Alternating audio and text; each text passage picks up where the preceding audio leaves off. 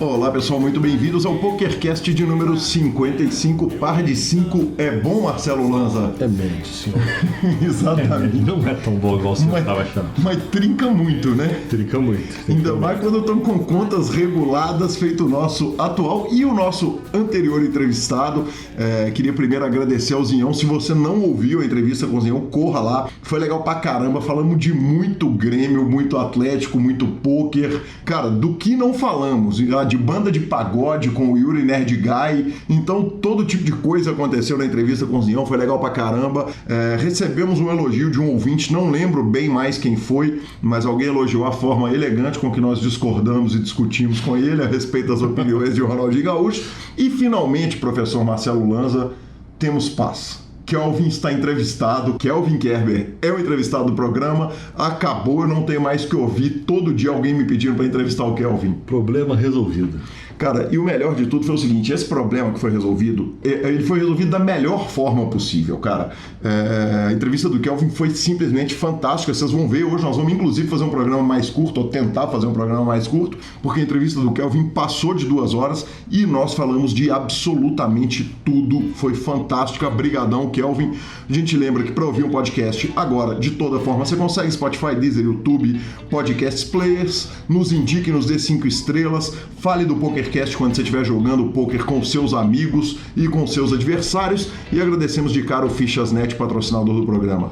Perguntas, participações, sugestões, promoções e comentários em geral, pokercast@gruposuperpoker.com.br, hashtag SuperPokerCast nas suas redes sociais, o nosso Instagram é @guicalil, @lanzamaia, o nosso telefone, WhatsApp, Telegram, 31 97518 9609, senhor. Exatamente, se você quiser falar com o PokerCast, você pode mandar um áudio via WhatsApp, mas o grupão tá no Telegram, mas o WhatsApp continua sendo uma forma de falar com a gente, e estamos colocando muito áudio de ouvinte, então se o ouvinte mandar áudio, nós estamos muito propensos a meter os áudios todo no ar. Nós estamos facinho no momento. Estamos fácil, exatamente. Justo.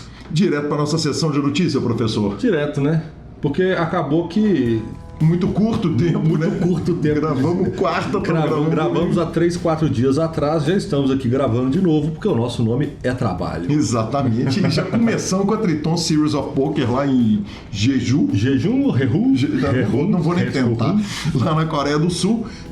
Cara, a gente não vai dar aquela notícia tradicional, evento por evento, não, por 2 motivos. O primeiro é que é uma série, um high roller, que acontece lá na Coreia, lá nos lados, perto de onde Lanza e Gabriela andaram recentemente. É muito ruim de arrumar notícia da série e nós vamos falar das principais estrelas, o que eles andaram fazendo por lá. Já que eles não fazem questão de dar ao mínimo de notícia, nós vamos dar uma pincelada. Exatamente, perfeito, Lanza. Justin Bonomo começou a série ganhando o evento número 1. Mas sério, ele anda cravando o torneio ainda? Pode isso, cara. Será? Inacreditável, né, velho? $586 mil ele agregou na conta dele. Um cara que todo mundo é obcecado com ele, Tom Dwan, foi dar um tirinho no high roller, cara, e ele chegou, deu tiro na água, não rodou. Aí ele deu mais 4 tiros, professor Marcelo Lanza. 4 tiros no high roller somaram um total de $637 mil aproximadamente, mas mesmo assim ele não arrumou dinheiro nenhum. Nada que vai fazer falta na conta dele, né? Parabéns pro parceiro. É aquele cara que na hora que ele dá o último tiro e acabou o período de reentrada, ele olha pra tela e fala assim, tem que ficar em terceiro pra empatar, né? Exatamente. Completo idiota. Simples assim. Malandro é a gente que tá aqui gravando o podcast do calor nos estúdios da rua São Paulo no domingão, a 50 graus Celsius. Contra fatos no argumento. E o evento número 5 foi gravado por Jason Kun, jogador de 33 anos, embaixador da série, puxou o evento Short Deck, especialidade do malandro, especialidade da casa, e parabéns então, Jason Kun.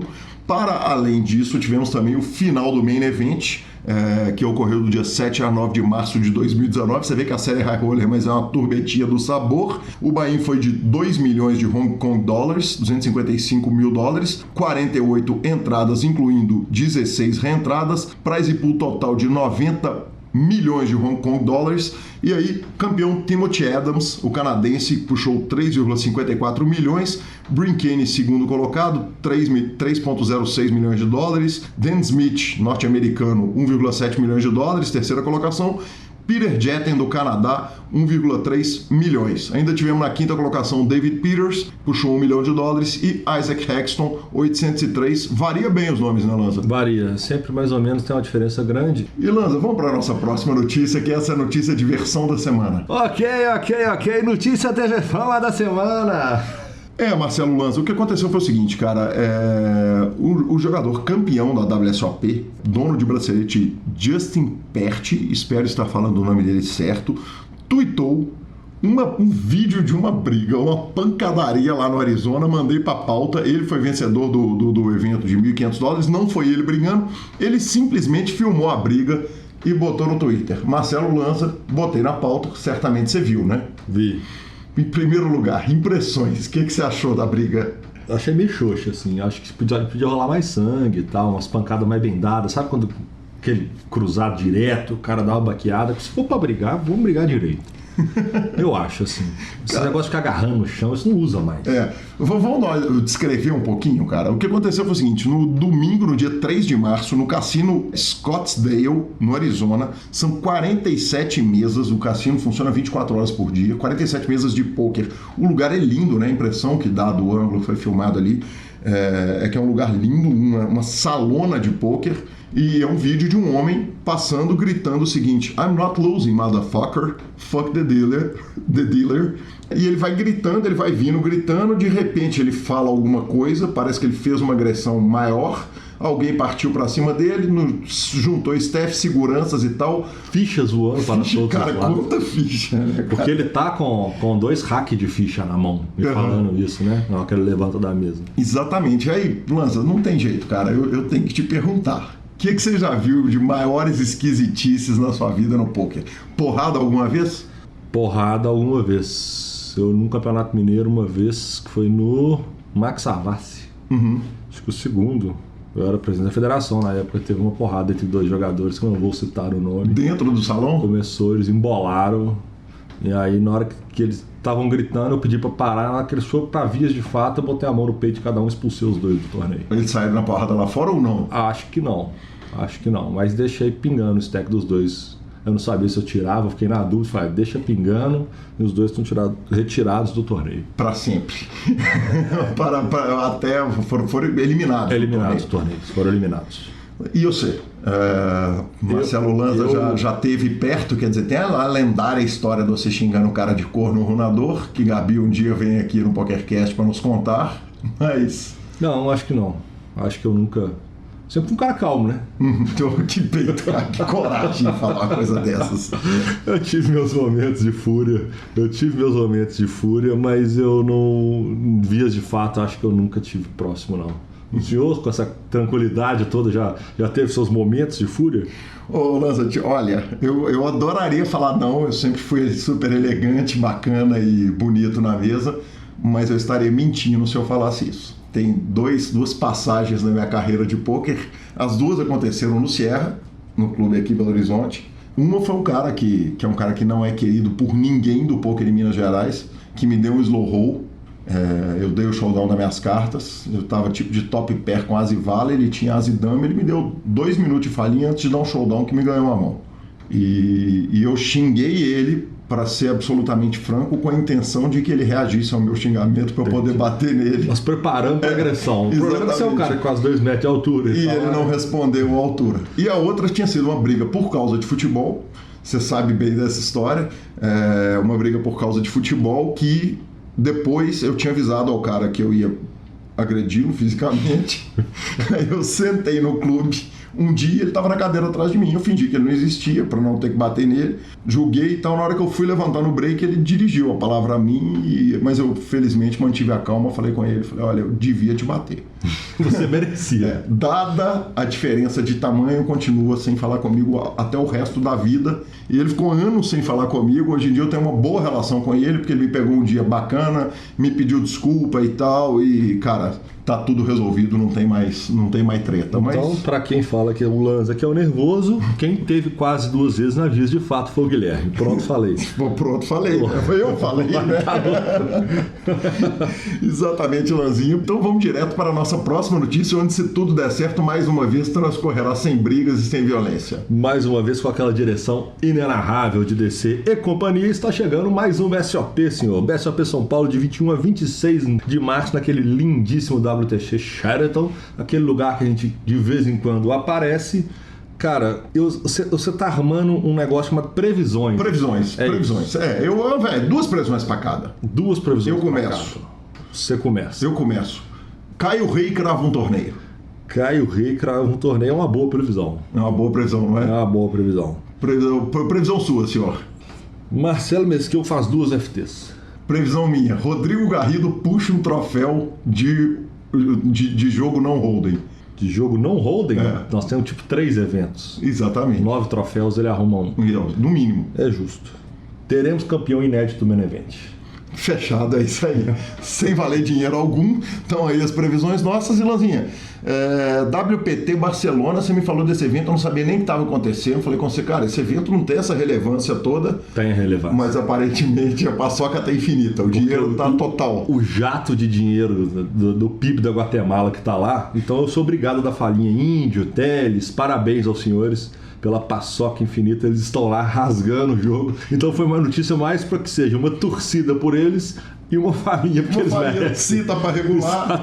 Exatamente. E por fim o seguinte, o informe de rendimentos de 2018 já está disponível no BSOP Live. Quem quiser é só acessar lá o seu BSOP. e-mail. Exatamente, acessa seu e-mail ou entra em contato com o BSOP, que está lá para você poder enfiar na declaração do imposto de renda. Para todo mundo. O senhor recebeu? Eu recebi firme, né? Que homem. Para todo mundo que teve algum valor retido pelo imposto de renda no exercício do ano passado, deve ter recebido o e-mail direitinho. Se não recebeu, é só entrar lá que eles resolvem tudo para você, senhor. Aí sim você fica com a palavra do Fichasnet e com a entrevista do sensacional Kelvin. O Fichasnet é o seu parceiro para compra e venda de fichas dos principais sites de poker online. Contrate o Fichasnet pelo WhatsApp 062 98130 6680 e negocie suas fichas com a melhor cotação do mercado. O Fichasnet trabalha com créditos do PokerStars, PariPoker, 888, Brasil Poker Live, PP Poker e EcoPace. Chame o Fichasnet, avise que chegou até eles pelo PokerCast e participe de promoções super especiais para os nossos ouvintes. E repetindo, o WhatsApp do Fichasnet é 062 98130 6680. O número está na descrição de nossos programas. Fichasnet, confiança e melhor preço para suas fichas.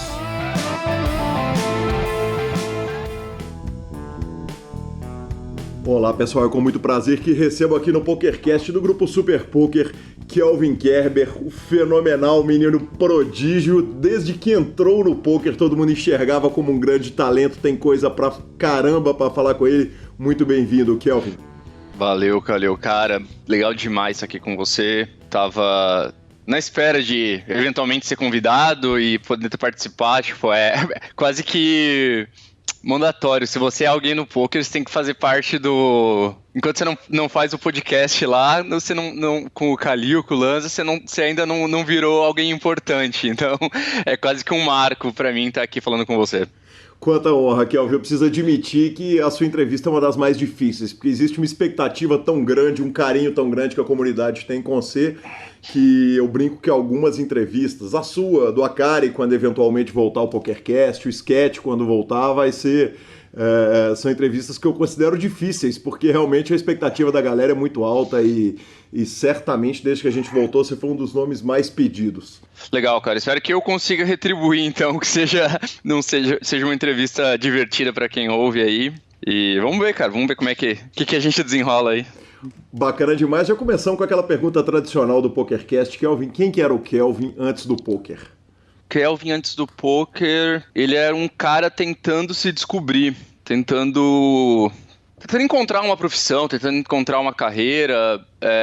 Eu tive muito claro para mim, quando adolescente, que eu queria trabalhar com no ramo esportivo, eu tive uma aptidão, sempre tive uma aptidão meio que natural para lidar com outras pessoas, com performance. Eu tinha muito interesse em estar trabalhando com treinamento desportivo, não necessariamente o futebol, que é o mais comum, mas qualquer tipo de treinamento. Quando eu saio do ensino médio, eu entro na faculdade de educação física. Eu parei no segundo semestre por questões financeiras. Depois que eu saí da faculdade de educação física, comecei a trabalhar num escritório. Consequentemente, tentei ir por esse caminho, comecei a faculdade de administração, mas também essa ainda no primeiro semestre, também por questões financeiras. E então, assim, sempre fui um cara meio que procurando alguma coisa pra fazer, tá ligado? E o poker começou a entrar ali na minha vida, ainda parte nesse processo, meio que nas horas vagas, porque ganhar dinheiro com poker até então era o tópico, né? Eu fazia minhas coisas, dava meus corre e depois à noite ia lá jogar poker. Até que entrei no Steel Team e daí em diante as coisas lancharam. Meio que eu me achei ali. Vamos começar um pouquinho falando da Faculdade de Educação Física, quer dizer, já tem ali uma parada para o esporte, um olhar para o esporte. Qual que é a relação do menino Kelvin com o esporte que escolhe a Faculdade de Educação Física?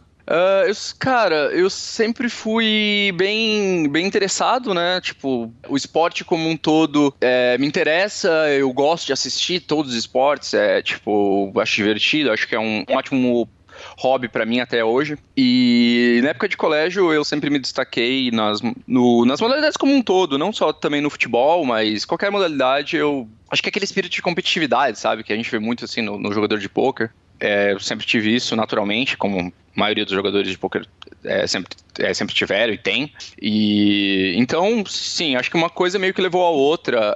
E também quando você é jovem, eu acho que você não tem uma cabeça ainda pra vislumbrar, tipo assim, cara, pensei, eu tô lá com meus 15 anos e eu tô vislumbrando ser um economista, é meio que fora da realidade de um adolescente de 15 anos, né? O que um adolescente de 15 anos lida ali no dia a dia? Ele pratica esporte, ele vai pra escola, beleza, mas ele acaba lidando com a profissão dos próprios pais, então, assim, é difícil a gente ter grandes ambições ou pensar mesmo em coisas interessantes para fazer como carreira se a gente não está vivenciando aquilo. Então acho que é meio que natural que os adolescentes acabem sendo levados a querer ter uma carreira no esporte. E eu era mais um deles. Agora, Kelvin, o esporte ele tem uma vantagem que o poker não tem, né, cara? Ele apresenta o ridículo de um cara querer ser profissional de qualquer coisa muito cedo. Né, para um cara feito eu, por exemplo, que eu falo, porra, que legal, o Reinaldo é meu ídolo, vou lá e tal, não sei o quê, mas eu não consigo matar uma bola até hoje. Uhum. Né? Então, o que o poker não tem. Você tinha isso? Quer dizer, você achava que tinha talentos pro esporte, ou a relação com a Faculdade de Educação Física eu vou treinar porque talvez aqui não vai ser... quer dizer, na hora do menino entrar para a faculdade, ele já sabe se ele vai ou não ser um atleta profissional. Teve essa visão na sua vida? Que você teve alguma percepção com relação ou alguma fantasia a respeito de ser atleta profissional? Sim, com certeza. Fantasiei muito. Eu acho que... Ou aceitei, né? Meio que a gente sabe quando a gente não é bom o suficiente. Uhum. Eu acho que eu aceitei que eu não conseguiria quando eu já tinha uns 16, 17 anos ali, que não ia dar. Uhum. Não ia. Mas até então eu cheguei... futebol não ia rolar. Uhum. E também você querer seguir qualquer carreira no esporte que não seja de futebol é uma loucura, né? Sim. Tem que ser muito corajoso, então realmente não tinha nem aspirações. Eu cheguei a jogar futebol competitivamente, mas assim, na cidade, aquela coisa, né? A gente tá no Brasil, cara. O jogador profissional de futebol no Brasil tem que ser muito bom, velho. É um negócio que simplesmente não tem, o nível é muito alto. Então assim, no colégio eu era bom, muito bom no colégio. Cara, eu ia treinar com os caras daqui da cidade e não dava, velho, não dava pra jogar. Então ali que meio que falei, velho, pra mim não vai rolar.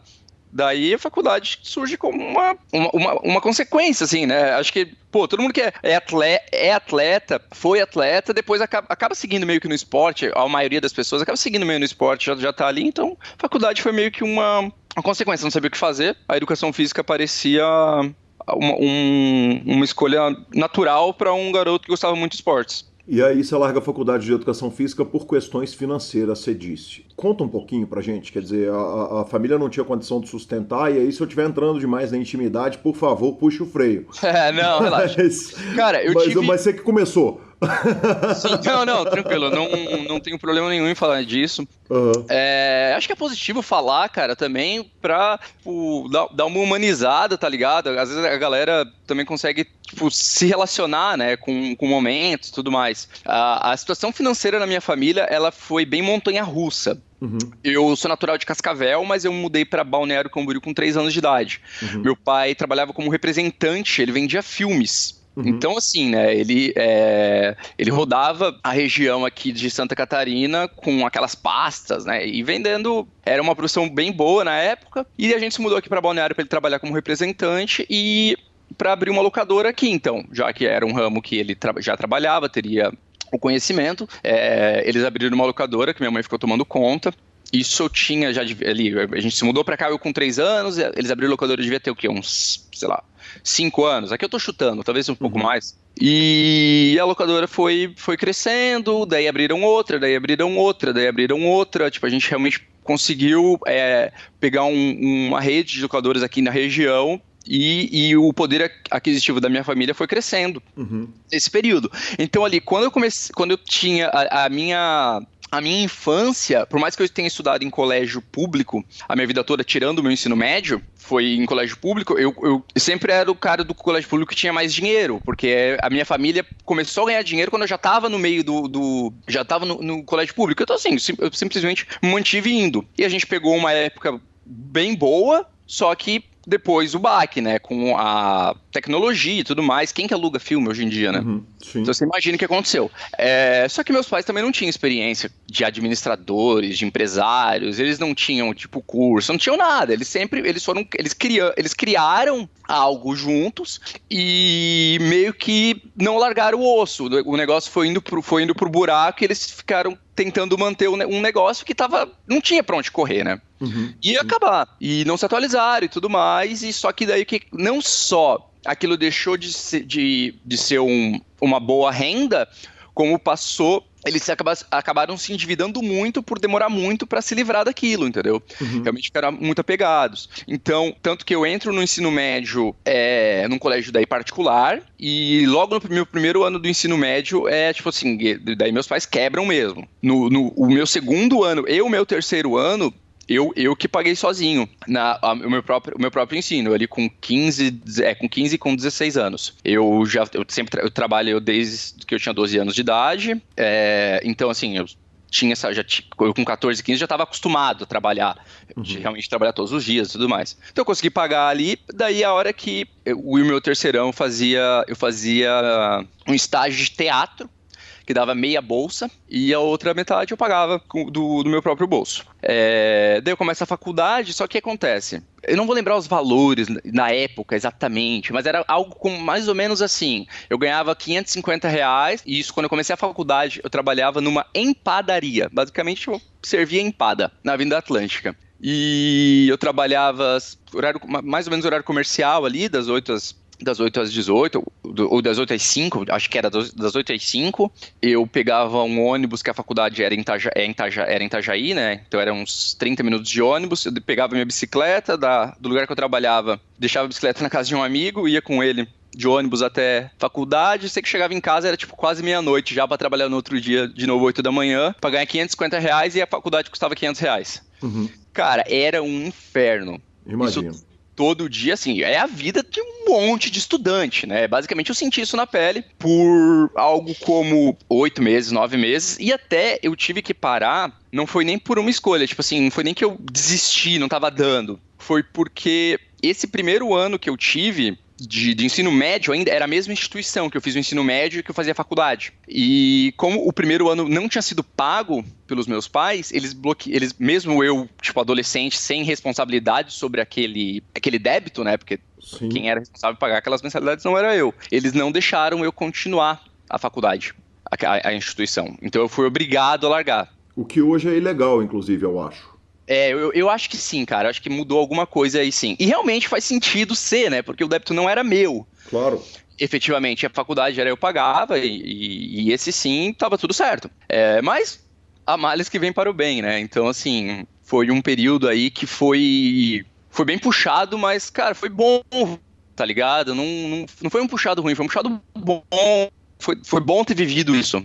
Kelvin, eu tento, e eu sei que você gosta do PokerCast, que você é ouvinte do PokerCast, isso muito me honra. A gente tenta manter o PokerCast sempre o mais heterogêneo possível. Então tenta pegar o jogador de high stakes, um jogador que joga mais barato, um de live, um de online e tal. Tem uma coisa que eu não consigo, heterogeneidade, se essa palavra existir. Provavelmente o Léo Cansado vai me mandar uma mensagem me xingando e me corrigindo. Que é na geografia, cara. Eu entrevistei o Caio Rei, entrevisto o jogador do Rio Grande do Sul, entrevisto o Fosteira do Nordeste, vou lá em Maceió entrevistar o Ramon, mas o Paraná é inacreditável. E a história que você conta de vida é uma história que ela é muito típica do Paraná. Quer dizer, o negócio familiar, a abertura do negócio familiar, o jovem que trabalha desde os 14 anos de idade, que independente da classe social, na cultura do sul do Brasil, isso é muito arraigado, isso é muito forte. É começar a trabalhar cedo, começar muitas vezes a ajudar os pais, se os pais forem de negócios, às vezes trabalhar fora, como foi seu caso, que foi lá trabalhar na Empada. Cara, é impressionante. E aí a gente fala o seguinte, o Paraná é forte no poker porque o trabalho de base foi muito bem feito no Paraná. Mas eu se fosse chutar, diria o seguinte, talvez a cultura do povo paranaense faça o jovem paranaense ter uma tendência a ser mais adaptável para a vida no jogo. Você acha que faz sentido esse raciocínio?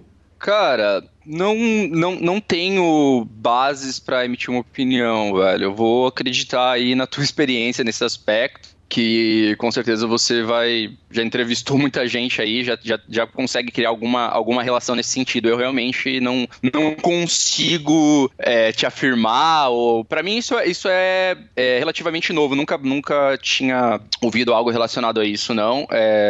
Realmente na minha família sempre foi bem normal isso, toda do Paraná, tanto parte de pai, parte de mãe. Meus pais começaram a trabalhar muito, muito cedo mesmo, muito cedo. O pai, acho que com 10 anos, ele trabalhou em fazenda e tal, ele ia entregar leite na casa das pessoas, tipo 6 da manhã, 5 da manhã, sei lá. Então assim, sempre acostumado a trabalhar bem cedo mesmo, então na minha família isso é algo bem, bem normal. Eu trabalhei desde muito cedo, meu irmão, que é 2 anos mais novo que eu, trabalhou sempre desde muito cedo também, e é isso. Perfeito. Kelvin, aí voltando à questão do esporte, quer dizer, então você era um cara apaixonado com esportes, que tentou jogar futebol profissionalmente, que eventualmente viu que não dava, foi para a educação física. Consequentemente, o Kelvin é um cara que assiste muito esporte e aposta em muito esporte? Cara, apostar não, velho. É assim, né? É uma linha tênue, cara. É um negócio que dá pra ser bem divertido, né? Tipo, realmente, já cansei de apostar, velho. E acho que realmente os jogos ficam muito legais quando você joga. Mas também já vi muita gente perto de mim sem controle, tá ligado? Uhum. Então, assim, eu não tenho esse risco, mas eu não tenho essa necessidade de estar apostando para conseguir me divertir vendo os jogos. Eu gosto sim, inclusive hoje, já até me programei aqui, que hoje tem um jogão ali, Lakers e Bucks, então eu sei que meia-noite e meia eu vou estar lá assistindo a NBA. E só que acontece, né, cara? A gente meio que perde os domingos, então eu me afastei bastante, sim. Isso até é algo que eu não tenho certeza. Se eu deixei de acompanhar muito futebol porque os principais jogos são aos domingos ou porque o São Paulo tá uma draga desde que eu jogo poker. Não fala eu não tenho certeza. O Rob Gol vai mandar te bloquear, hein? Cara, então assim, porque desde que eu jogo poker tá uma draga, né? Uhum. Então, eu não sei se uma coisa levou a outra ou a outra levou a uma. Mas eu assisto sim, sempre que dá eu assisto. Quando jogos no quarta também é um dia bom de jogar, então é complicado, mas sempre na medida do possível eu gosto bastante de estar assistindo os jogos. Sim, ainda tenho isso como um dos meus passatempos preferidos. Bacana demais. Falando em aposta esportiva, esse cabelo louro é bet. Aquele cabelo mais louro, quando ele era mais louro de todos, era bet que você perdeu, pelo amor de Deus, né? Você escolheu. Cara, vou te decepcionar. Teve um dia que eu acordei e falei, cara, eu acho que eu tenho... o tédio faz coisas, né? Você tá ligado? E isso aconteceu no dia com a pessoa errada ainda, né? Que eu fui tomar uma cerveja, a minha mulher, a Bel, e eu não sei se o pessoal não tinha muita gente na cidade e tal, e eu fui com o Giazinho. Aí de Minas, né? O Jean que é do time, Jean Guimarães. Daí, cara, a gente foi, sei lá, foi num bar, de frente à praia, tomar uma cerveja, comer alguma coisa, e eu comentei que eu tava a fim de pintar o cabelo. Eu nunca tinha feito nada no cabelo, sempre tive alguma vontade de fazer alguma coisa, mas nunca tinha feito absolutamente nada. Daí ele falou, cara, bora fazer então também. Eu tô com vontade de fazer também e tá faltando parceiro. Cara, a gente marcou, a gente foi, velho. E vou te falar, foi uma das experiências mais doloridas da minha vida. Aquelas 4 horas, assim, é difícil realmente descrever, cara, a dor que eu senti.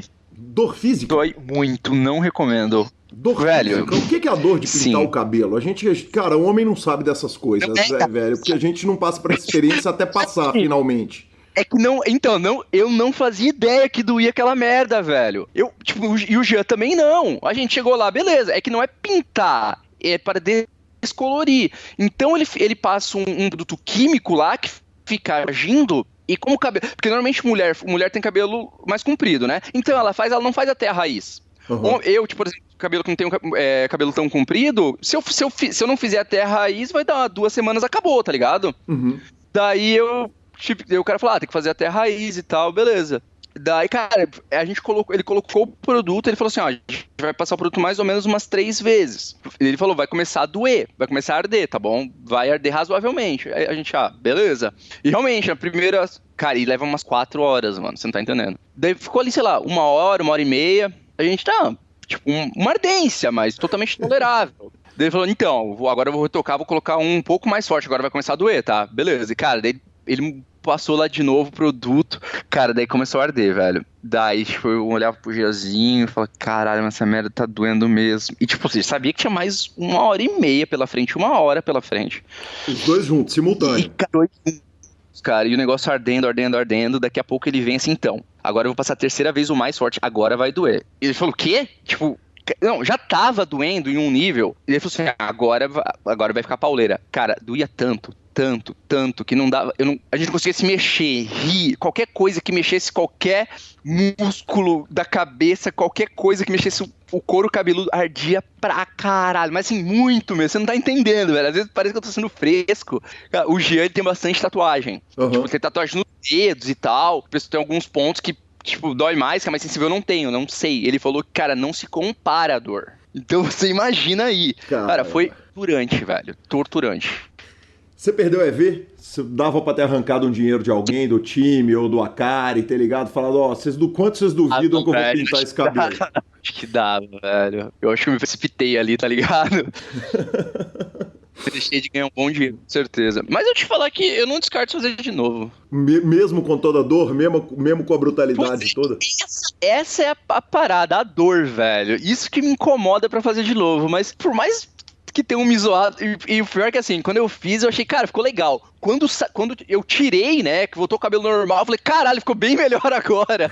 Na verdade, tava uma merda, né, só que era novidade, eu tinha achado legal. Mas por mais que a galera tenha... Imagina o que eu ouvi, cara. Cara, eu imagino o que você deve ter ouvido, dos times, dos alunos, dos colegas, de todo mundo, e ficou do caralho mesmo. Eu curti. Mas, cara, eu não conseguia ver ninguém, velho. O negócio ficou na minha cabeça uns 3 meses. Depois de 2 meses, o pessoal me via e parecia que era novidade ainda, precisava ficar me zoando. Sensacional. Sensacional, Kelvin. Mas da próxima vez, eu acho que mesmo já tendo feito uma vez, ainda dá pra arrumar o dinheiro, hein? Acho que eu posso arrumar um negócio diferente. Fala assim, vocês viram que eu pintei, sei lá, de rosa, né? Exatamente. O Bonomo, quando ele pintou de rosa, que ele descambou ganhar tudo, velho. Se pá, é isso. Quem foi? O Justin Bonomo. Ah, sim, claro. Com certeza. Porra, quem sabe, né, cara? Kelvin, o estágio no teatro. Você contou lá no começo que você fazia um estágio ou um curso de teatro que te dava 50% de desconto na faculdade. A relação com o teatro, de alguma forma, colaborou com a leitura no poker? Quer dizer, o que o teatro te ensinou que é aplicável no poker ou nada? Nada. Cara, eu tive uma vida meio na moda, assim, por um período de tempo. Deixa eu pensar, 11, 10, até meus 13 anos, eu trabalhei de modelo, fiz alguns desfiles, catálogo, mas tipo, só que eu não curtia, tá ligado, cara? Realmente não era, tipo, não era, eu não achava legal aquilo.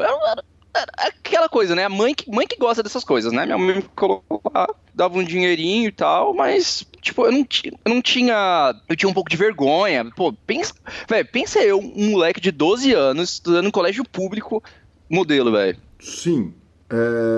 Vai ter uma malhada, vai ter uma brincadeira, mas tem uma grana aí que ninguém da idade ganha esse dinheiro. Sim, com certeza. Mas também, assim, eram trabalhos mais esporádicos. Por exemplo, e outra coisa, tipo assim, cara, eu ia fazer um catálogo pra ganhar R$100, tá ligado? Não era dinheiro de fato. Tipo, fazer um desfile, às vezes, que era 4 dias, era tipo, sei lá, R$40 o dia, tá ligado? Uhum. Não era realmente tão razoável assim fazer diferença. E então, assim, querendo ou não, eu não falava sobre isso, eu tinha um pouco de vergonha. E daí aos 6 anos falei pra minha mãe, eu não tô mais afim de fazer, quero parar, tem problema? Ela, não, ficou por isso. Nessa época eu já trabalhava na locadora também dela, então, tipo, não era realmente uma necessidade, né, do tipo, não era uma grana minimamente razoável, era trabalhos esporádicos. Daí, o teatro foi o seguinte, eu sempre fui curioso, cara, eu sempre tive, tipo, meio que vontade de, sei lá, fazer, tá ligado? Uma vez ali pra ver vai que eu ia gostar daquilo. Daí eu entrei no meu primeiro ensino médio, tinha lá o teatro, eu falei, mano, vou lá ver uma aula lá e ver qual é. E é um meio que não tem muitos homens, né? Sei lá, cara, devia ter tá ligado? Eu e mais um, então... E se não tem muito homem, é sinal que tem mulher pra caralho. Também, era sempre uma forma de estar aí fazendo os contatinhos, né? Essa época, pensa, com 13 anos, não conseguia nem falar direito com menina, velho. Mas então, daí, cara, meio que, como eu era o único... E começou a apertar de dinheiro, o colégio deu pra professora lá que tomava conta, sei lá, umas 3 bolsas e tal, tá ligado? Daí ela me ofereceu meia bolsa e eu meio que continuei fazendo por causa disso daí.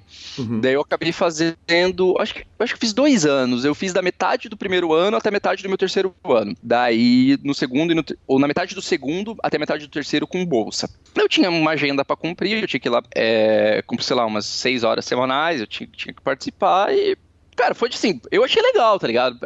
Era uma rotina ali que eu tinha que fazer parte lá do teatro, aprendi algumas coisas, pô, conheci gente legal pra caramba, fiz um monte de peça, tá ligado? Abri apresentação no colégio, isso é legal, tipo, dá uma visibilidade ali, querendo ou não, e você nunca sabe quais os frutos você vai colher disso. Não, eu não colhi nenhum, mas poderia ter caminhado por outro lado e eu ter colhido alguma coisa. Mas tentando associar isso ao poker, cara, absolutamente nada. E pra ser sincero com você, eu nem gostava tanto assim, tá ligado? Era legal, tipo, eu não era apaixonado por aquilo, igual você vê que muitas pessoas que fazem isso mesmo são, né? As pessoas gostam muito daquilo ali, da dramaturgia. Eu não, sei lá, era legal, tipo, eu curtia estar ali, meio que isso, mas também se não tivesse...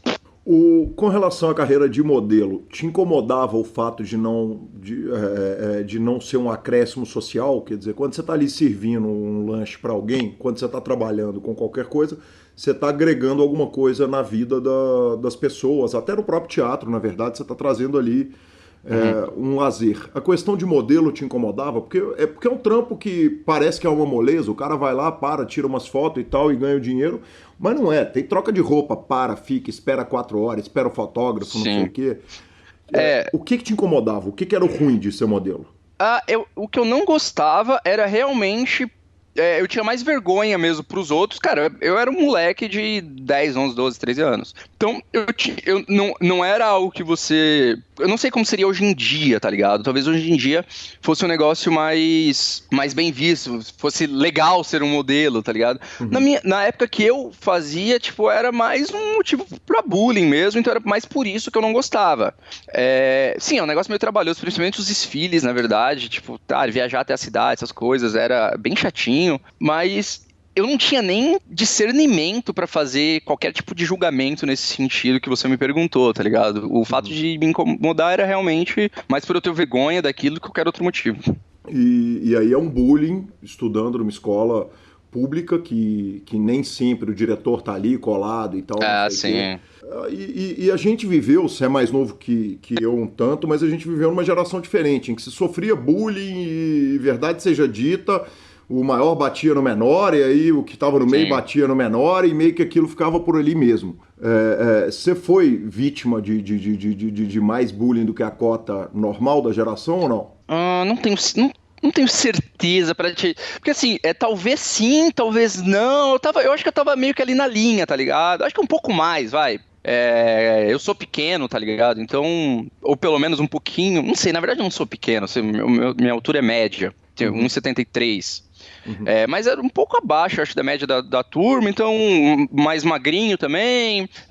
Mas, cara, acho que a minha relação nos colégios sempre foi ok, né? Acho que ninguém tem grandes memórias do tempo do ensino fundamental ali, né? Ninguém lembra com aquele carinho. Lembra talvez com um lado mais nostálgico, beleza, mas tipo, caralho, saudades daquela época, não, né? Então, é o que você falou, cara, rolava muito, mas eu acho que os alvos eram outros perfis mesmo. Bacana.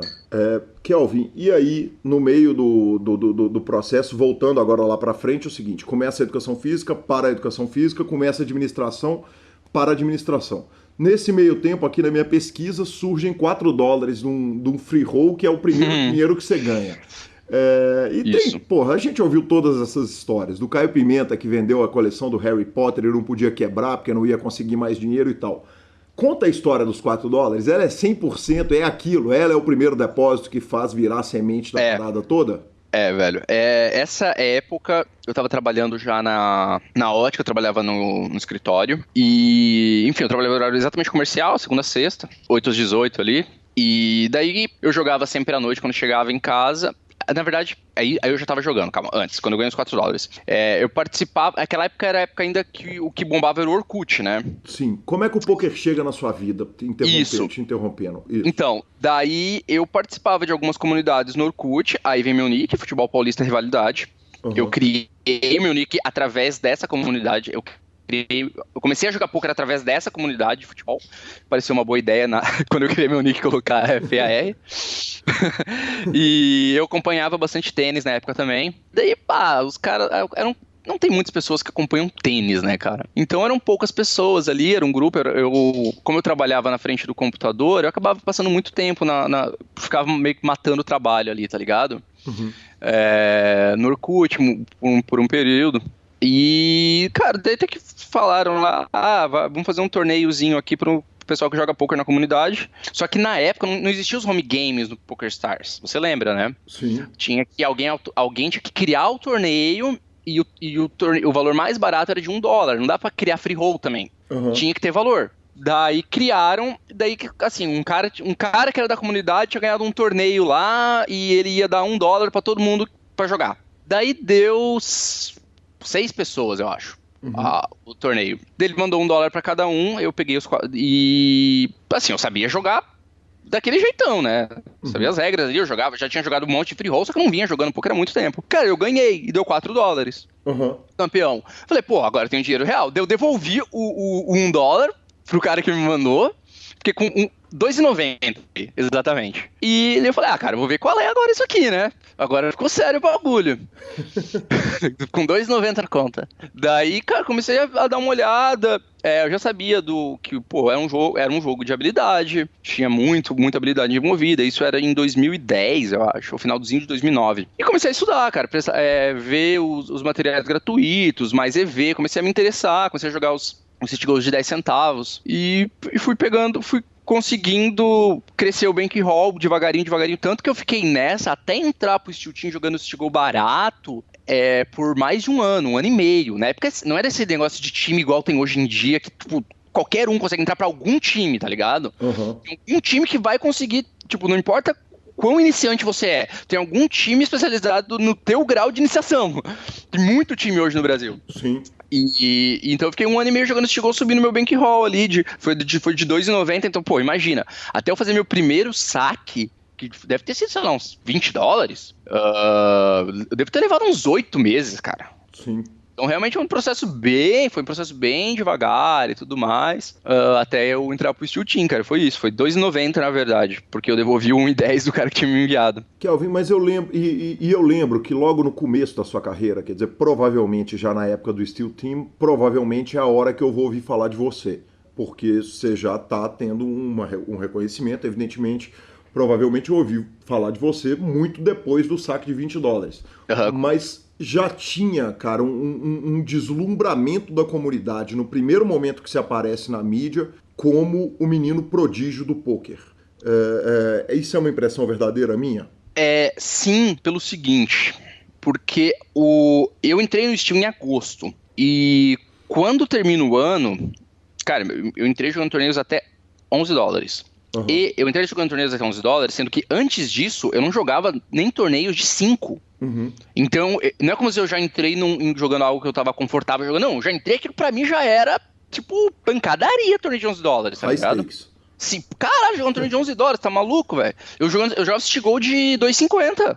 E daí o que aconteceu? Eu consegui... Cara, só que assim, quando eu entrei, eu tive que... O primeiro dia que eu fui convidado a participar do Steel Team, eu recusei. Porque eu tinha que largar meu emprego, eles falaram isso. E eu trabalhava na ótica. Uhum. E a ótica estava sendo vendida, eu estava num processo de ser demitido e recontratado pra empresa nova. E daí eu comentei com o marido da gerente da loja. Falei, cara, me chamaram pra jogar aí num time de poker e tal, mas não posso ficar sem emprego, tá ligado? Eu precisava ajudar em casa. E aquele salário, sei lá, era uns R$700, tá ligado? Mas era o diferencial ali. Sim. Minha mãe sempre ralava pra caramba, velho. Minha mãe sempre ralou pra caralho mesmo, tá ligado? Tipo, ela fazia marmita e tal. E, inclusive, o meu horário de almoço da ótica, eu entregava algumas marmitas pra ela. Então, eu ia pra casa de moto, eu tinha uma moto, entregava algumas marmitas. Então, tipo, nem tinha um intervalo de almoço normal. E daí eu falei, cara, não posso, tá ligado? Largar. Daí ele falou assim, cara, tipo, assim, 19 anos, velho. Se der tudo errado, você começa outra coisa de novo. Tipo, se tem alguém que pode se arriscar agora é você. Não vai ficar depois pensando e se, né? Uhum. Tenta aí. Daí eu falei com a minha mãe, e como eu tava nesse processo, eu poderia receber seguro-desemprego por 5 meses. Então, assim, eu larguei, fiquei recebendo seguro-desemprego por 5 meses, eu tinha 5 meses pra fazer aquele negócio funcionar, velho. Então, no primeiro dia que eu comecei a jogar, que não tinha um emprego, cara, eu entrei de cabeça mesmo. Tipo, eu devo ter jogado 70 dias seguidos, tá ligado? Não existia folga, não existia sair à noite, não existia amigos, não existia... Eu comprei a ideia, não tinha essa de estar cansado, Cara, era um notebook sem monitor, sem porra nenhuma, velho. Abria lá 16 telas e pau, tá ligado? Então, assim, já quando acabou o ano que eles renovam, eles me contrataram só até o final do ano. Eles renovam meu contrato, eu já tava bem no time, eu já era um destaque, né? Mesmo num período bem curto de tempo, porque eu entrei de cabeça mesmo, tá ligado? Uhum. E daí o que aconteceu? O Bauer fez muito meu filme nesse período. E no meu primeiro ano cheio de profissional, que foi em 2012... Imagina, eu tava 4 meses só. Eu cheguei, e na época tinha um ranking Super Poker, né? Era bem prestigiado. Você lembra? Sim. E o PC. Tanto live quanto online. Eram 2 rankings bizarros. Todo mundo, cara. Tinha cara que inventava torneio live pra poder melhorar o ranking. Cara, cara, aquilo era um status real, tá ligado? Uhum. E o Peçanho não tinha como ganhar do Peçanho. Sim. Daí esse ano, cara, eu entrei de cabeça e foi assim, uma batalha, velho. Ele e o Alex Jelinski, cara. E o Jelinski ganhou esse ano, inclusive, esse ranking. E, velho, eu consumia aquilo era o que me movia realmente. Só que, então, o que aconteceu? Eu ganhei muito destaque, eu tava... Quem que é esse cara que tá disputando esse ranking, tá ligado? Uhum. E, sei lá, em 1 ano e meio, quando acabou 2012, eu já tinha feito quase $100 mil de profit, numa época que, cara, os torneios... Não tinha torneio caro pra jogar, né? Então, eram poucos jogadores que ganhavam $100 mil, pouquíssimos jogadores que ganhavam $100 mil. Então, isso acabou realmente chamando a atenção, e desde então, eu me mantive entre os caras competitivos aí, tá cheio hoje em dia, e eu sou mais um deles, basicamente.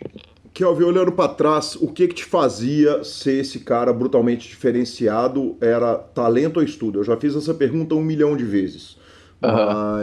Mas eu acho que ela é válida, porque naquela época talento às vezes valia mais do que estudo mesmo, até pela quantidade de material. Quando você olha pra trás, o que fez o Kelvin para além da vontade? Porque a vontade você tinha, mas certamente devia ter mais uma outra meia dúzia que devia ter vontade, se não maior, igual. O que mais? O que além da vontade que você tinha? Velho, é difícil falar assim. Eu sempre tive nesse meu período de adolescência e tal, começando no poker, algo pessoal, assim, um estigma, tipo, ser quase o melhor, tá ligado?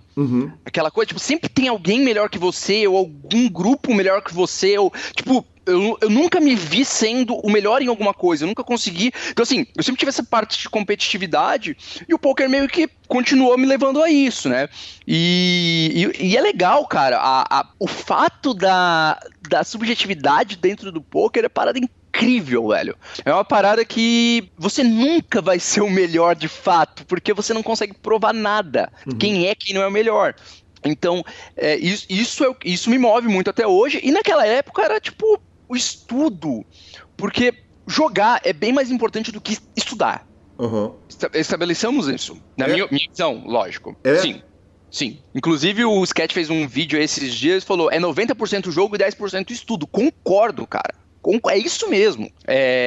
Eu não recomendo, por exemplo, o pessoal do time assistir 2 vídeos seguidos antes de grindar no meio. Se assistir um vídeo, você tem que jogar. Senão, você só assistiu, vai passar batida, entendeu? A não ser que seja alguma teoria bem específica, aplicável e ponto final, porque senão tudo é subjetividade. Se você não tá aplicando aquilo lá, você não tá compreendendo de fato o que você aprendeu. Tô aprendendo a CBtar tais boards. Como é que você precisa viver aquilo agora, tá ligado?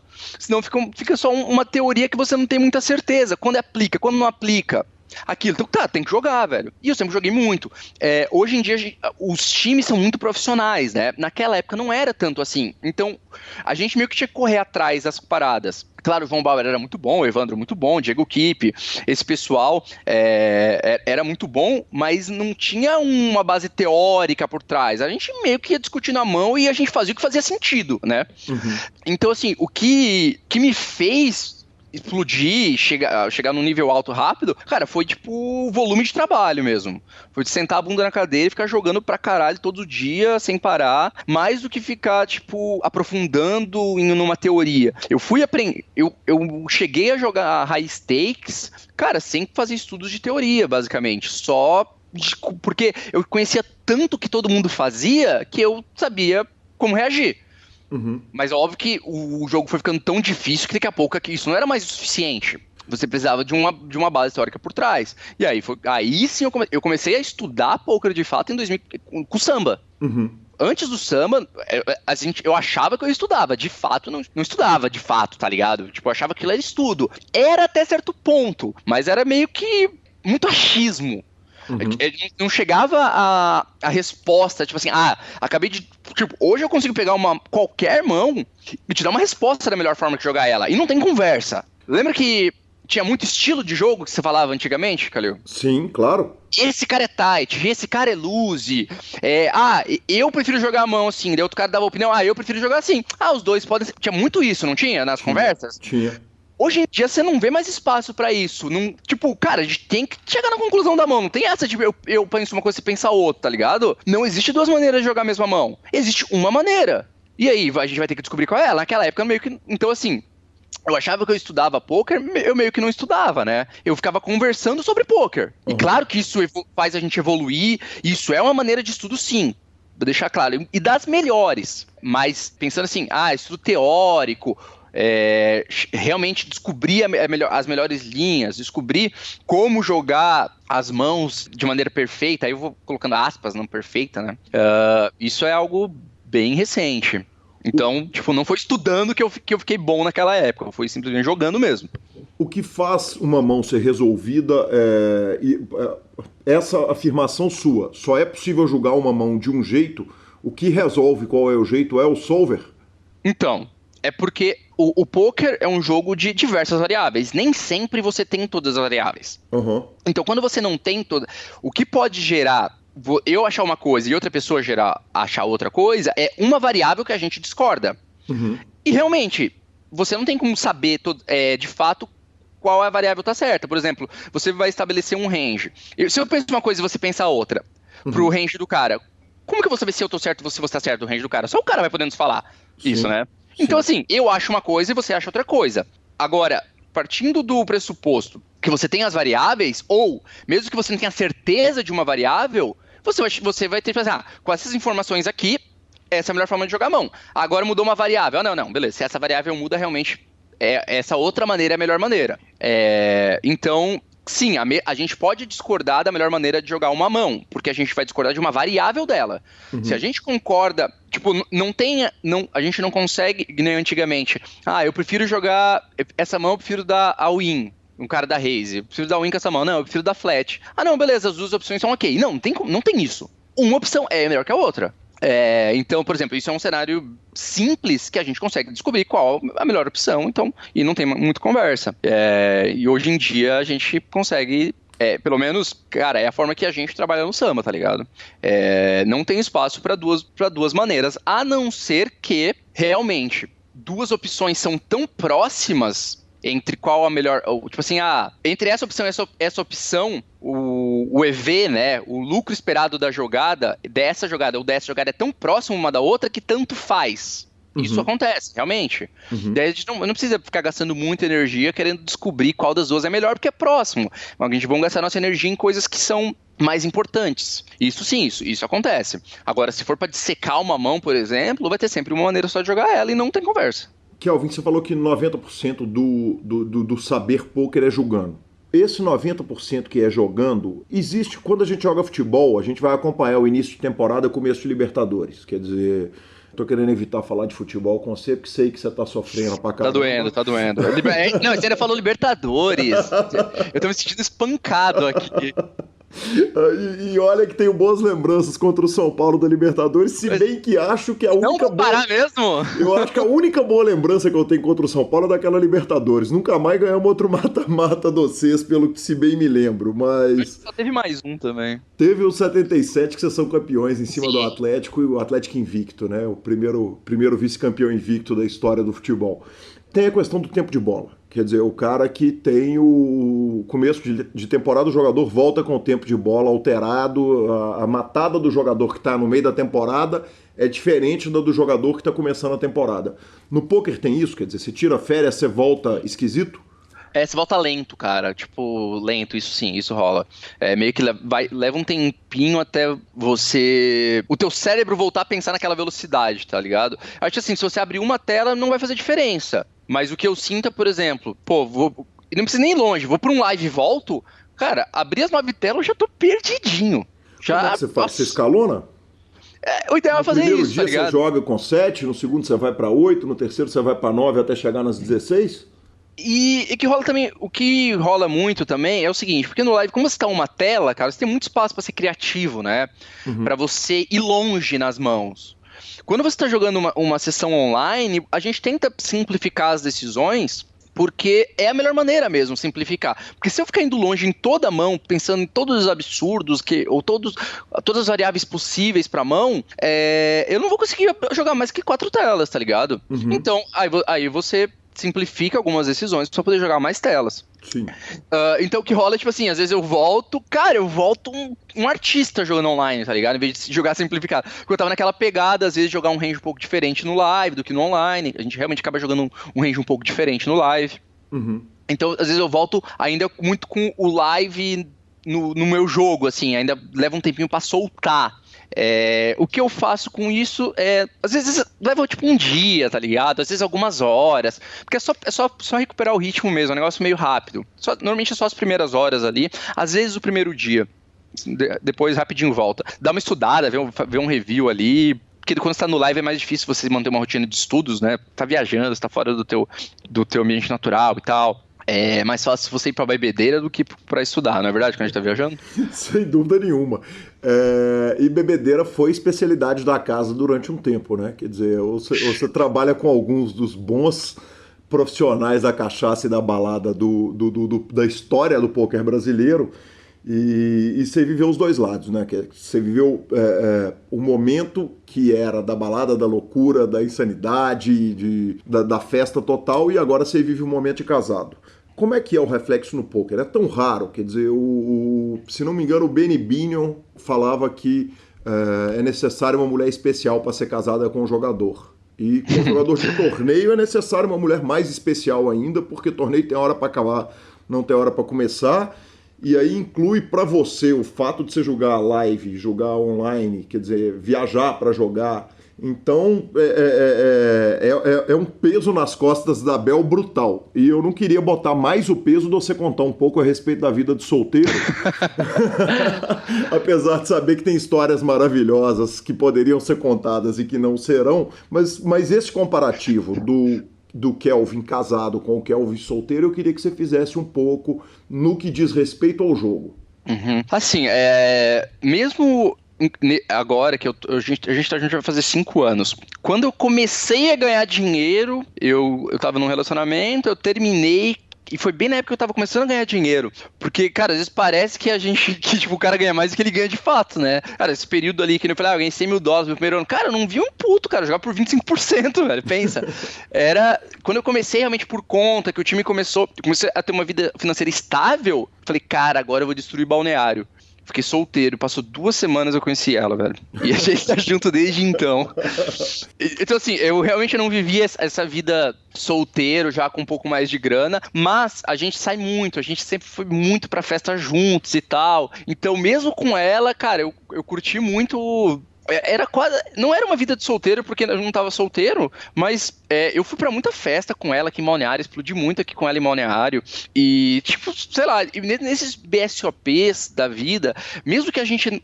Porque a gente acaba não indo pra balada, né? É difícil isso. Uhum. Mas, cara, só de estar ali com os caras, tipo, com o pessoal, ficando ali no lobby dos hotéis ou na área dos torneios, pô, bebendo uma e tal, é bem melhor que uma balada, né? Na verdade. A Bel acompanha? Ela vai pros torneios? Não porque ela é médica. Ela se formou na metade do ano passado. Então, quando a gente se conheceu, ela já estava na faculdade. Cara, aí você imagina a faculdade de medicina. Na verdade, a gente não imagina, cara. É um inferno. Um inferno. E então, assim, cada um tem sua rotina. A rotina dela também é bem puxada, a minha é bem puxada. A gente tem alguns dias que a gente meio que separa pra ficar juntos. Algum dia da semana à noite e sábado, sempre. E a minha vida solteiro e com ela meio que não mudou, porque quando eu tava solteiro eu não tinha dinheiro, foi na época que eu tava tipo de cabeça no jogo. Kelvin, mas deixa eu te interromper aqui, quer dizer, você não tinha dinheiro, mas notoriedade você já tinha, porque você saiu do Steel e tal, tudo bem que é uma notoriedade num meio que tem 17 homens pra cada mulher, que é o poker, mas você já tinha uma notoriedade, quer dizer, você já estava aparecendo na mídia, já tinha o print do Super Poker ali pra jogar na balada. Mas o meu ponto ali era mais que eu não saía, entendeu? Uhum. Eu tava mais naquela busca da afirmação como jogador do que... Agora, claro, né? Pô, já cansei de dar carteirada ali na foto do Super Poker na balada. Nessa época de solteiro, tá maluco. Enquanto o estilo lá, sei lá, nem lembro nem que, acho que 2012, cara. Nossa, eu e o Pitão lá em Goiânia já tinha notoriedade. Era o Pitão mesmo, o que ele fazia com as fotos do Super Poker dele, impressionante. Impressionante. Impressionante, continua sendo. Sim. Mas antes era só Calábia, né? Agora ele tá com dinheiro também. É verdade. tem razão. E a vida de casado, cara, primeiro que a vida é boa pra caralho. A gente passa muito tempo, tipo, a gente se dá muito bem, a gente tem um relacionamento muito, muito legal, a gente é muito companheiro, muito brother mesmo, e me permite, basicamente, continuar me entregando, assim, cara. Eu gosto muito de trabalhar com o poker, eu amo trabalhar no samba, assim, realmente me alegra, consome quase todas as minhas horas do dia, e tá louco, se eu fosse solteiro... Olha, eu tenho com certeza a minha carreira estaria bem atrasada, cara, nesse momento, porque eu gosto bastante aí da festa, de sair, de resenha, então a Bel me salvou, eu acho, de estar bem atrasado aí na minha carreira. Você acha que isso funciona para todo mundo? As pessoas são muito diferentes, né? É bem complicado. Acho que assim, né? Algumas coisas são meio naturais. Agora, como cada um se comporta é muito singular, Eu acho que é meio que por aí. Acho que para a maioria das pessoas funciona da mesma maneira que funciona para mim. Kelvin, uma pergunta que normalmente eu faço com relação à própria família é a questão da aceitação do poker, que não é simples. Na maioria dos casos, especialmente, eu sei que é um cara que, apesar de ser um cara novo, não é um cara novo no poker, né? Tá aqui desde o começo do poker praticamente, ou desde que o poker começou a tomar corpo no Brasil. Já é difícil a aceitação nas nossas famílias. E na aceitação da esposa da família, da esposa médica, quer dizer, que escolheu uma profissão tradicional, e casa com jogador de pôquer? Foi super tranquilo, foi super ok? Porque é muito fácil entender que o Kelvin é um puta cara trabalhador pra caramba, empresário do jogo, além de jogador e um monte de qualidades, mas eu imagino que lá não deve ter sido tão simples. Não, foi bem complicado. Na minha família foi mais tranquilo. Cara, fudido por fudido, vamos tentar pôquer. Meio que não era essa na época na minha família. Daí assim, né? Eu tô rindo, cara, mas muito boa a justificativa pra aceitação, né? Tipo... E foi mesmo. Foi exatamente isso, cara. Minha mãe falou, tá, velho, tipo, tem que pagar essas contas aqui. Eu falei, meu seguro-desemprego é teu por 5 meses, deixa eu tentar. Uhum. Daí demorou uns 2 meses até eu começar a ganhar, né? Nesses primeiros 2 meses, eu não sei, tipo, a gente não conversava muito, porque realmente eu tava de cabeça na parada. Quando eu falo isso, eu não parava, velho, de jogar. Uhum. Então, assim, eu imagino que ela tava naquela, tipo, tá tentando ali, né? Mas, porra, cara, você não conhece quem que é jogador profissional de poker. Ninguém é jogador profissional de poker. Você vai falar isso pra tua mãe, ela vai falar, tipo, no meu caso era meio que isso, tá? Foda-se, tá ligado? Tipo, tenta aí, né? Uhum. Depois você vê o que você vai fazer. Então, daí começou a ganhar dinheiro. Beleza. Então, que bom, né? Foi por aí, as coisas foram fluindo naturalmente. Na família da Bel foi bem mais complicado. O pai dela, os pais dela são separados. O pai dela não, o pai dela, tipo, bem legal, tipo, achou bem legal e tal, curtiu bastante, ficou bem interessado. Eles jogava poker, assim, sabe jogar, essas coisas, e ficou interessado e tudo mais. Ele também mexe bastante com investimento financeiro, ele é empresário, enfim, é uma cabeça mais aberta e achou bem legal. A mãe dela, não. A mãe dela ficava bastante incomodada mesmo. Eu tenho uma história bem legal. Primeira vez que eu fui, porque ela morava em Blumenau e eu em Balneário, né? Então a gente se via nos finais de semana.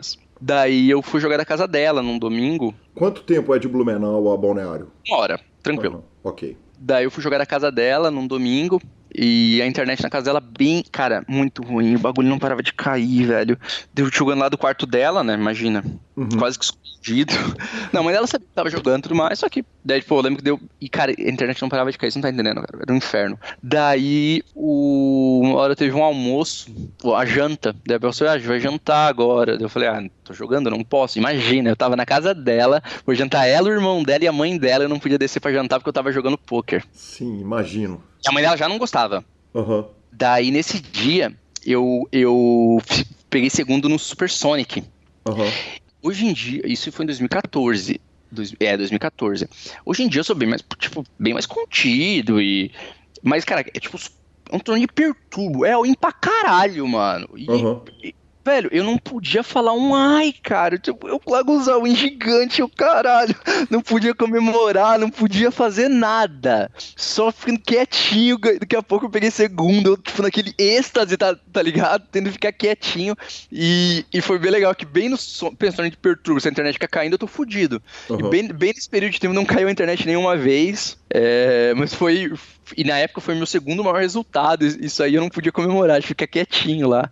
Daí, uma hora ela subiu lá, eu falei pra ela, daí, tipo, eu não sei nem se ela falou pra mim dela, o Kevin acabou de ganhar $30 mil, tá ligado? Seria um negócio meio interessante. Porque é reconfortante você poder dar essa carteirada, né? Essa é melhor do que a carteirada na balada da foto do Super Poker. Sim, velho, cheguei e falei assim, então, enquanto a gente tava jantando ali, o Kevin tava lá jogando poker, ele ganhou $30 mil. Tipo, caralho, é de verdade, tá ligado? Essa porra, não tá brincando. Mas, cara, sabe o que mudou foi quando eu ganhei o BSOP.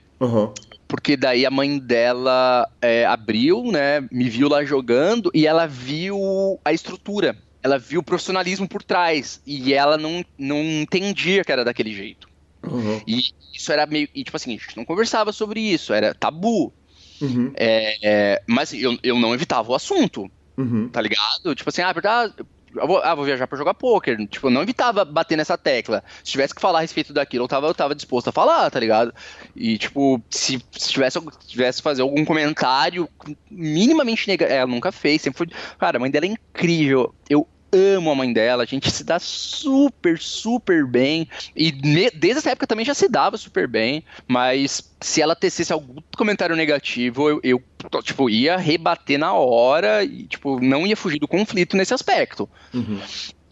Nunca aconteceu, e daí mas também eu não tive a oportunidade de mostrar que não era o que ela esperava, entendeu? E a Bel, ela evitava entrar nessa conversa também com a mãe dela, só que daí nesse dia, porra, que ela me viu ganhar, ela viu tudo aquilo por trás, aquela quantidade de pessoas, uma transmissão ao vivo, aí ela entendeu.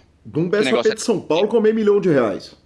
Exatamente. O prêmio é R$500 mil. Você ganhou R$513.500 naquele evento. Então, pô, daí ela se tocou. Daí quando eu voltei, quando eu vi ela pela primeira vez, ela veio me dar parabéns. A primeira coisa, ela já começou que ela sabia que eu sabia que ela não gostava, né? Uhum. Ela já começou a se justificar. Tipo, será que a gente nunca nem teve uma conversa sobre isso, mas ela já sentiu a necessidade de justificar. Falando, nossa, eu não imaginava que era tão profissional daquele jeito, eu vi tudo aquilo. E hoje em dia ela me pergunta de tudo, fica curiosa, se eu tô jogando, assiste. Então é ignorância mesmo, né, Calil? É só isso, é ignorância. De certa forma, a sua geração é a geração que estourou essa porta, né? Que quebrou essa barreira, né?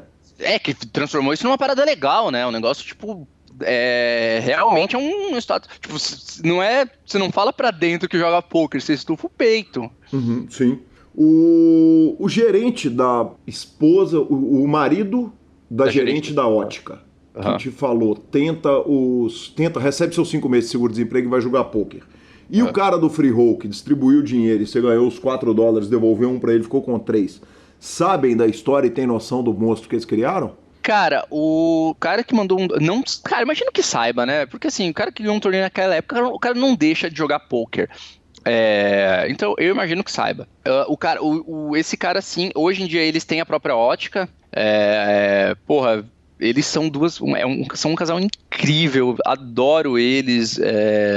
Sempre que eu posso, que eu passo lá, tipo, eles me recebem com a maior alegria. Sempre que eu vejo ele, é o Geber o nome dele, cara, ele sabe sim, ele, tipo, eu vejo ele bem pouco, assim, lá, uma vez a cada 2 anos. Sei lá, sempre que a gente se vê, assim, dá pra ver que ele tem essa satisfação, sabe? Que ele fica feliz com ele mesmo de ter dado aquele conselho. Ele se sente importante e foi pra caralho, cara. E foi pra caralho, porque se não fosse, eu não... Tipo, foi o que me fez eu falar, cara, foda-se, eu vou fazer essa porra mesmo. Não sei se ele não tivesse dado conselho... Por conta, não teria feito isso, tá ligado? Uhum. Talvez eu teria feito igual, mas, cara, foi um empurrão que faltava. Foi um empurrão que ele tava lá pra falar o que eu precisava ouvir naquele momento. E sim, ele sabe disso, sabe da importância que ele teve aí na minha carreira, nesse empurrão. Que do caralho, Kelvin. Cara, você começou a falar do BSOP, não tem jeito da gente não falar disso. Quer dizer, um prêmio num BSOP São Paulo, R$513 mil, num ano que você brigou pelo ranking para ser campeão brasileiro. Eu queria que você contasse um pouquinho a respeito de como é que foi a briga naquele ano.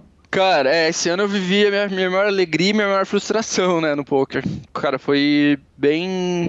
Sei lá, foi bastante tenso todas as etapas. Todas não, as últimas ali. Não, na verdade também não, porque eu faço uma primeira etapa excepcional, que eu ganho 2 torneios, um main event e um outro paralelo. Um negócio realmente inédito. Não acho que isso vá acontecer de novo, porque para você ganhar um main event, você não tem como jogar outros torneios, né? A não ser que você passe num dia classificatório e jogue um outro torneio de um dia e ganhe ele. Então, esse negócio realmente não tem como acontecer. Vai acontecer um acaso ali, e eu saí disparado nessa disputa pelo ranking. E na segunda etapa eu não fiz nenhum ponto, e o Kamei era, obviamente, o cara que pegou o segundo no BSOP, era minha primeira ameaça ali, né?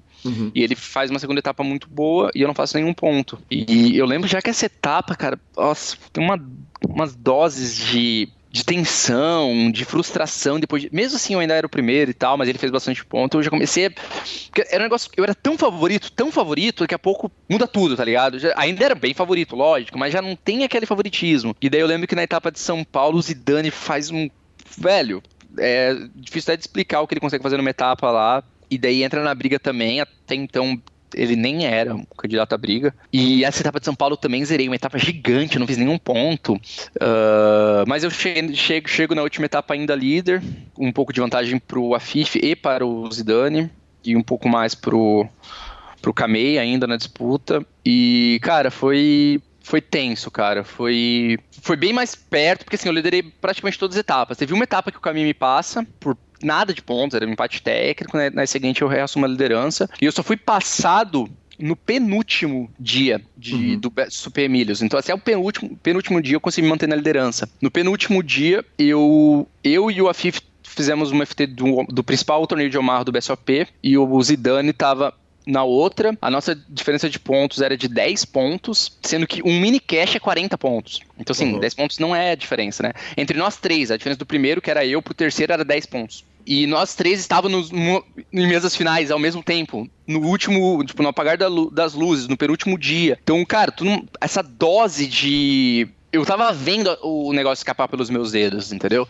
E quando eu caio em oitavo na mesa final, ali eu já sabia que eu ia chegar no último dia tendo que correr atrás, né? E o Zidane ganha dele ainda, então realmente tinha ficado bem difícil pro meu último dia. Ali a casa foi pro caralho e eu comecei a precisar realmente ganhar algum dos 2 torneios que tinha por acontecer no outro dia e, cara, sejamos realistas nas chances disso acontecer, né? Então foi bem, acho que frustrante a palavra. Olhando em retrospecto, você jogou seu melhor jogo nessa última etapa ou a pressão foi sentida em algum momento? Não, assim, talvez eu tenha cometido falhas estratégicas que na época eu não sabia. Eu não tive um problema para performar. Uhum. Isso não. O ranking, ele é bem injusto no formato que ele é. Uhum. E aqui eu entendo completamente quem faz o ranking para ele ser dessa maneira. Ele faz para as pessoas jogarem o maior número de torneios, dar o maior número de entradas possível. O BSOP é uma empresa, ele está lá para ganhar dinheiro. E o ranking é algo que angaria dinheiro pro BSOP, porque faz as pessoas jogarem dessa maneira. Perfeito, as regras são essas e acabou. Então, você meio que tem que jogar de uma maneira que não é o melhor poker, né? Você tem que ficar jogando pra ficar dando reentrada mesmo, assim. É um negócio meio broxante ter que jogar dessa maneira. Acaba que você não... Cara, o campeão brasileiro de poker, ele não é um prêmio técnico pro jogador no ano. Ele não é eis o teu prêmio técnico por... Então, olha quão bem você performou esse ano no BSOP. Olha como você se jogou bem esse ano. Não, cara. Ele é um prêmio por estamina. Só isso. Mais nada. Tem que ter dinheiro no bolso e raça pra ganhar os torneios que tem por aí. É isso. Cara, mas o ranking sempre foi um problema. Nós vivemos um momento em que fazer um ranking de poker era um inferno, tanto que... e aí a gente foi muito sortudo, porque o André Douglas ganhou um ano, foi campeão só ganhando o main event. Flávio Reis, né, também. E era um cara do caralho, né, o André, um cara gente fina pra caramba. O Flávio ganha um evento no final e foi um ótimo embaixador pro poker. E nós tivemos essa sorte como não tivemos, por exemplo, quando aquele cara de Laos ganhou o main event da WSOP, que no discurso de aceitação do título dele, ele falou que ele sabia que o poker devastava muitas vidas de muitas pessoas. E no Brasil a gente teve muita sorte. Você acha que dá pra fazer um ranking que ele não vai depender de uma runada maluca, cara? Dá pra mexer no ranking? Então, mas olha só, o que eu tô falando aqui é que ele não depende de uma runada maluca. Sim. Ele não depende de uma runada maluca, mas ele depende... Pelo contrário. Ele depende de você ficar grindando bastante torneio e jogar para dar muita entrada. Sim, mas aí, quer dizer, a gente partiu de um extremo, que é o extremo André Douglas, e chegamos nesse extremo desse ano, que foi um ano muito atípico, porque o campeão ganhou 2 etapas de main event praticamente, quer dizer... Legal, tá legal. Isso é um campeão legal. 2 etapas de... Entendeu? Sim. Da hora. Mas existe um formato intermediário que daria para fazer um ranking que não premia o sangue no olho e o dinheiro no bolso? Cara, você pode fazer exatamente como é agora, mas só valer pontos da primeira entrada. Deu, acabou. Ou de 3 entradas, por exemplo. Por exemplo. Ou você vai decrescendo a porcentagem dos pontos conforme você reentra. Pô, entendeu? Porque daí vira um negócio realmente, a segunda entrada vale 50% dos pontos, que seja 70% dos pontos, pô, minha primeira entrada vale mais, vou jogar sério, vou levar com carinho ela. Dito isso, se eu fosse dono do BSOP, eu manteria. Eu manteria do formato atual. É o melhor formato pra eles, cara, e eles têm que fazer. Tipo, é que as pessoas são muito utópicas, tá ligado? O BSOP, pô, não, mas a gente tem que premiar o melhor jogador. Cara, os caras, eles precisam fazer um negócio. O negócio dele precisa ser lucrativo. Não tem BSOP, começa por aí, certo? Sim. O ranking é um negócio que dá dinheiro pra eles, o formato do ranking. Eles têm que manter dessa maneira, tá certo? O que você pode ter é talvez alguém se estabelecer aí pra, sei lá, criar um ranking paralelo, deve ser leva em outros campeonatos em consideração, mas o formato atual é esse, o ranking que a CBTH dá a chancela como campeão é o do BSOP. Cara, querendo ou não, é um negócio, né? Então, eu não tô aqui na posição de querer falar como eles deveriam ou não deveriam fazer. Sim. Até porque, como eu falei, se eles mudarem, talvez nem ranking mais tenha, porque deixa de ser lucrativo para eles. Perfeito. Kelvin, e aí falando de boas memórias ainda de BSOP, teve o Torneio dos Campeões, que foi ano passado? que a gente ganhou? Exatamente. Não, foi em 2017. Isso. 2017, exatamente. O Torneio dos Campeões foi um torneio que pegou todos os campeões da história do BSOP, correto? Isso mesmo. Juntou todo mundo, fez um free rollzão, quer dizer, premiação sonho, né? Você ganhou o pacote total de 2018, mais a entrada do Millions 2017, mais a mesa de poker. Esse torneio foi o de Foz? Foi de Foz, isso mesmo. Foi o BSOP 100. E a lembrança desse torneio? É uma lembrança maluca e grandiosa na carreira também? Cara, isso é uns negócios que são... tipo, você vê que é um torneio que ele... É que nem você falou... Pô, claro, né? Premiação excelente pro campeão e tal, mas, por exemplo, o segundo lugar quase não tinha nada. E é um torneio, assim, comparando com outras premiações que eu tenho, cara, ele não vai figurar lá entre os principais, né? Mas, cara, uma das melhores memórias que eu tenho, tá ligado? Quando a gente consegue tirar o aspecto financeiro do jogo, essa memória, a de equipes também por Santa Catarina, e são algumas das minhas principais vitórias, ambas estão no top 5 aí, e não tem o valor financeiro nenhum, assim, o irrisório. O de campeões foi uma história bem legal, cara, que eu comprei o voo errado, velho. Eu cheguei atrasado pra caralho pra jogar o torneio. Eu avisei ainda o DC, falei, DC, não vou conseguir chegar no final do late registration, coloca minhas fichas no final, eu vou chegar, mas eu vou chegar atrasado. Beleza. Eu cheguei, sei lá, velho, devia ter uns 30 blinds já. Cara, as coisas foram acontecendo, tipo, foi um ambiente incrível, o torneio todo foi legal pra caralho de jogar, muita gente legal, pessoas que ganharam há muito tempo atrás, que eu não tinha tido o prazer de ter jogado alguma etapa com algumas dessas pessoas, e eu pude jogar ali. E, pô, velho, foi realmente a memória. O título, né? Campeão dos campeões. É um troféu maravilhoso que eu tenho aqui no meu escritório. E, cara, foi das principais memórias que eu tenho. Foi um torneio muito bacana.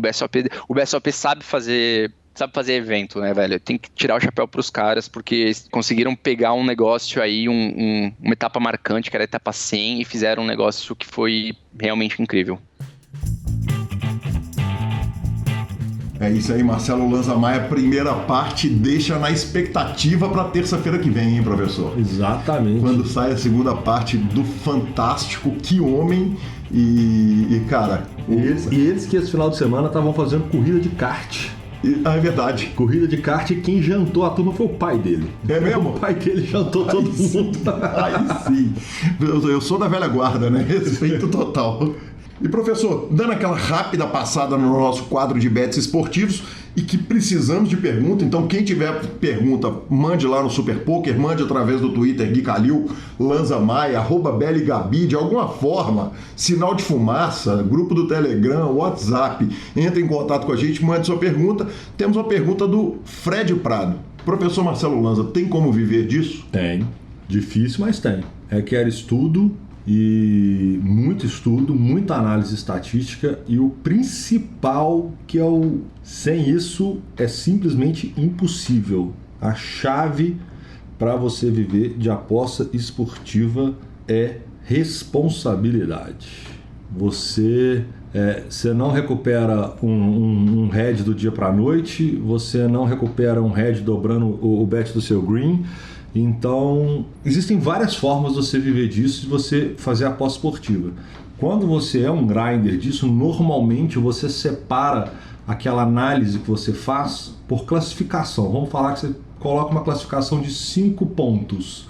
E cada ponto desse seria vamos supor que a sua stake de aposta custa R$100. Então, a cada análise que você fizer nos jogos que você separou para fazer a sua aposta, você vai classificá-los de 1 a 5 de acordo com o seu grau de confiabilidade naquela aposta. Então, se você achar que aquele é um 2 de 5, você vai colocar 2 stakes, 3 de 5, 3 stakes. E o que o mais importante é que você siga o seu plano, independente que você está tendo head, quer dizer que você não está ganhando, que você vai melhorar suas análises, você vai procurar mais sites que tenham mais informações, você vai ver mais jogos ao vivo daquilo para você entender mais o conceito. É difícil, mas é factível sim.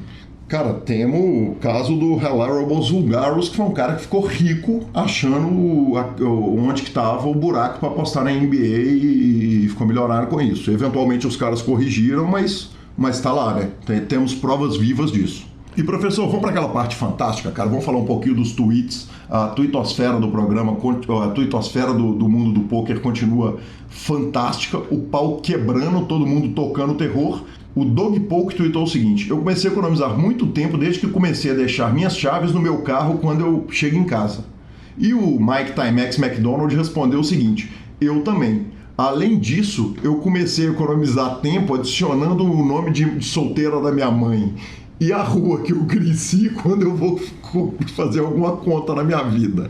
Então tomou uma falhinha fantástica que o Doug Polk informou ao mundo que a chave dele já fica no carro. O Mike McDonald brincou, deu uma malhada nele avisando o seguinte: filhão, se você tá querendo dar a chave do cofre pros ladrão, já bota o nome do animal de estimação quando for contar, quando for criar a conta no PokerStars.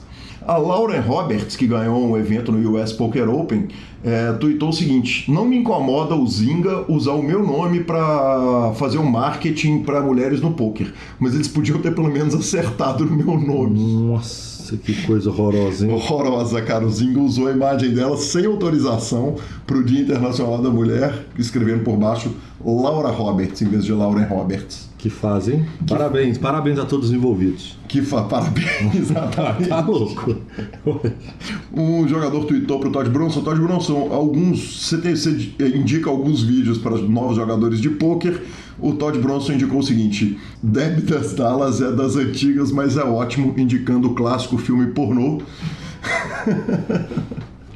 E a Marli Cordeiro disse que começou a twittar essa semana. Ela e o Joe Ingram começaram a twittar sobre Suicide Equity. É uma jogada que você faz que adiciona à sua equidade a chance de seu adversário pular de uma ponte.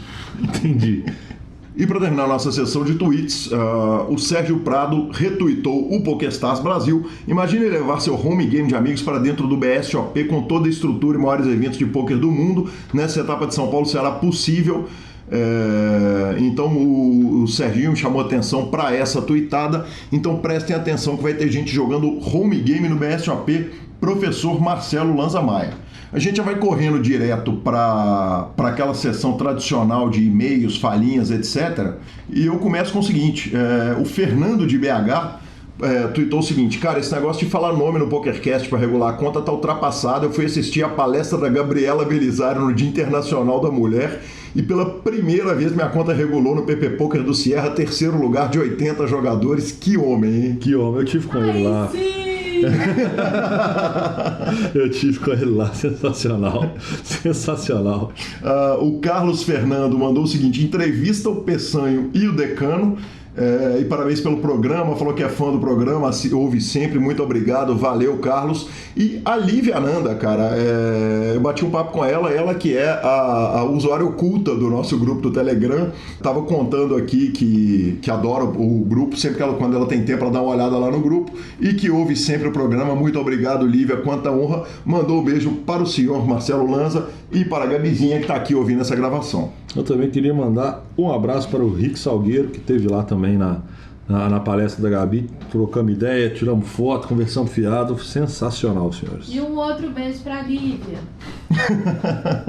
É isso aí, professor Marcelo Lanza, e vamos ficando por aqui então no programa. A gente vai lembrando que superpoker.com.br é onde você tem tudo sobre poker no Brasil. Na aba de clubes você tem a guia de clubes do Brasil, e na aba de vídeos e no YouTube você tem transmissão ao vivo dos maiores torneios do mundo, análises técnicas, programas de humor e entrevistas icônicas. Revistaflop.com.br, a sua revista de poker há mais de uma década no mercado. Mibilisca.com, cobertura mão a mão de torneios pelo Brasil. E vamos às nossas dicas culturais, professor. Eu tinha prometido na semana passada que as dicas seriam literatura. Então darei as dicas de literatura, mas vou começar falando o seguinte: eu falei do Amazon Prime Video, que está de graça para o usuário da Vivo. Paga nós Amazon e paga nós Vivo. Eu assisti mais um filme fantástico lá, chamado Out of Print, que é sobre a indústria de livros. É muito bacana esse documentário, narrado pela Meryl Streep. Meryl Streep. Não é? Meryl. Isso. Reto. Isso, reto. Eu sou bom de inglês. Obrigado. Narrado pela Meryl Streep. E eu vou dar duas dicas de livro. Uma foi dica da Fabi. A Fabielle me deu essa dica fantástica. É A Lua Vem da Ásia, do Campos de Carvalho. É um livro simplesmente maravilhoso. E o outro é um reforço de uma dica que já foi dada no PokerCast. Última vez que entrevistei o Serginho Prado, ele indicou o livro do Haruki Murakami, O Kafka à Beira-Mar. Eu comprei sem saber o tamanho do livro, chegou aqui para eu ler no Carnaval, chegou um livro de quase 600 páginas. Eu comecei no primeiro dia de Carnaval e antes do Carnaval acabar eu já tinha lido o livro inteiro. Cara, fantástico, sensacional, obrigado pela dica, Serginho. Então só reforçando ela para a turma toda. E agora eu estou encerrando a minha incursão pelo Amazon Prime Video assistindo ao documentário Lorena, que conta, você lembra disso, Marcelo Lanza? Conta a história de Lorena Bobbitt, uma mulher que cortou o órgão sexual do seu marido, John Bobbitt, um caso icônico dos anos 90. Tem uma série, eu ontem estava discutindo com o Rodrigo James, que aí conhece o sketch, é um cara da cultura de BH que conhece o sketch. A gente faz aquelas conexões que vão aparecendo na nossa vida, assim, inacreditáveis. E eu fui contar para ele que eu tinha dado uma grindada na Amazon, que estava acabando. Eu vi tudo, vi um monte de filme legal, um monte de documentário e filme bom que tem por lá. Ele falou, cara, assista o documentário Lorena, da Lorena Bobbitt, que é fantástico. Então fica esse montão de dicas. A minha dica da semana de filme, na verdade, ele é um anime, que é o Aranha no Aranhaverso. É muito bacana, eu achei muito legal para quem gosta do mundo Marvel e do mundo Aranha. Eu acho que não vou dar nem sobre o que é o filme, acho que todo mundo já viu as propagandas. Quem é interessado no meio já viu do que se trata. Então o multiverso do Aranhaverso é animal, é uma animação, cara, fora do comum, muito boa, muito acima da média. E a série dessa semana eu vou dar, eu ainda não vi, vou começá-la de hoje para amanhã ou amanhã, que é a Peaky Blinders. Peaky Blinders é uma história de gangsters americanos da época de 1919. E o Watson, que me indicou a série, ele falou que quando ele começou a ver, ele simplesmente não conseguia dormir. Ele botava despertador para acordar, para poder ver o negócio. Então é o tipo de coisa que me pega, me interessa. Aí sim, professor. A gente vai lembrando que as nossas mídias sociais são @GuiCalil, @LanzaMaia e @BeliGabi. Lanza, você tá chegando nos 10 mil seguidores, né, cara? Eu já tem um tempo, né? Mas como eu voltei a ser muito relapso e eu não faço nada direito, aí fica difícil. Eu tô com 9.657 de momento. Vamos, cavalinho, vamos no arraste aqui para o podcast. Falta 300. Se eu postar minimamente o podcast 2 vezes na semana, já ajuda a chegar nos 10. Exatamente, torcendo pelo senhor. Vamos, monstro. A gente lembra que a edição, como sempre, é do sensacional Vini Oliver e semana que vem estamos aqui. Valeu. Valeu, moçada. Até semana que vem.